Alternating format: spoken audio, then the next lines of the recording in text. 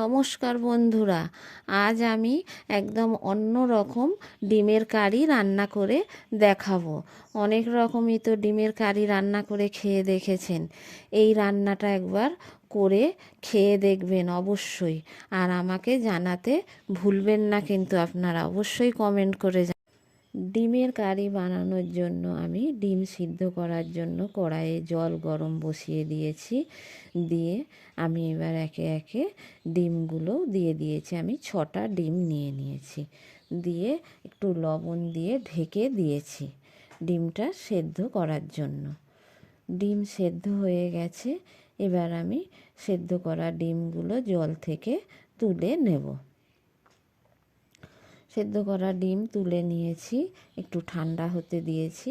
এদিকে আমি কড়াইয়ে সরিষার তেল দিয়ে দিয়েছি সামান্য একটু, দিয়ে আমি কেটে রাখা পেঁয়াজ, সরু সরু করে কেটে রাখা আদা দিয়ে দিয়েছি। দিয়ে আমি পেঁয়াজ আর আদাটা ভাজতে থাকবো। আর দিয়ে দিলাম 4-5টা শুকনো লঙ্কা, আর 2টো কাঁচা লঙ্কাও দিয়ে দিয়েছি তার সাথে।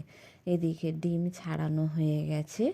ডিমগুলো আমি খুন্তি দিয়ে 4 সাইড খুব ভালো করে কেটে কেটে নেব, যাতে এতে মশলাটা খুব ভালোভাবে ঢোকে আর ডিমগুলো ভাজার সময় ফেটেও না যায়। সেই জন্য আমি 4 সাইড খুব ভালোভাবে খুন্তি দিয়ে কেটে কেটে নিচ্ছি।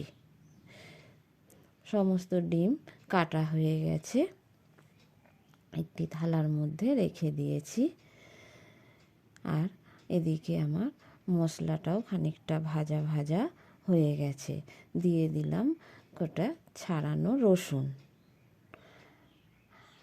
আর দিয়ে দিলাম গোটা গরম মশলা একটু দিয়ে দিচ্ছি। এবার কুচনো টমেটোটা ভালো করে আমি মশলার সাথে ভেজে নিচ্ছি। খুব ভালো করে টমেটোটা সেদ্ধ হয়ে গেছে। এবার আমি এই মশলাটা মিক্সির মধ্যে দিয়ে ভালো করে পেস্ট করে নেব।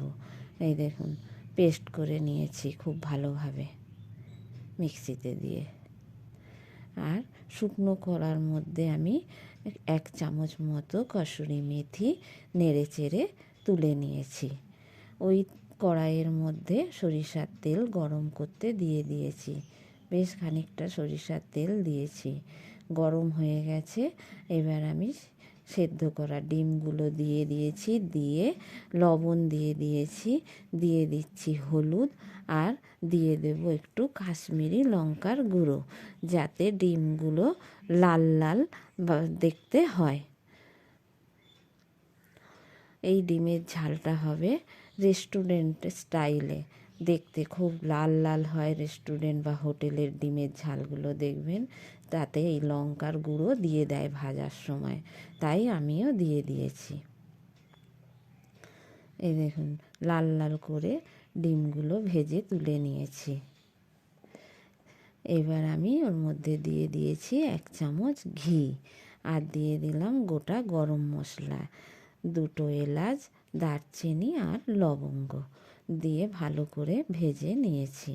নিয়ে এবার পেস্ট করা মশলাটা দিয়ে দিয়েছি।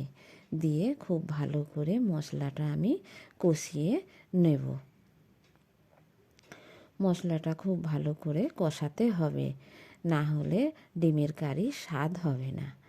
মশলাটা কষাতে কষাতে ওর মধ্যে দিয়ে দিলাম হলুদ গুঁড়ো। এবার দিয়ে দিচ্ছি 1 চামচ জিরের গুঁড়ো আর 1 চামচ ধনের গুঁড়ো, দিয়ে আর একটু কাশ্মীরি লঙ্কার গুঁড়ো দিয়ে দিয়েছি, আর লবণ দিয়ে দিলাম। দিয়ে খুব ভালো করে আমি মশলাটা কষাতে থাকবো। মশলা কষাতে কষাতে মশলা দিয়ে তেল ছেড়ে দিয়েছে। এবার আমি দিয়ে দিলাম জল,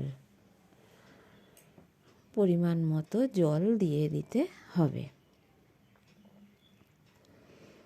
পরিমাণ মতো জল দিয়ে ভালো করে খুন্তি দিয়ে আমি নেড়ে চেড়ে নিয়েছি। গ্রেভিটা খুব ভালোভাবে ফুটে উঠেছে।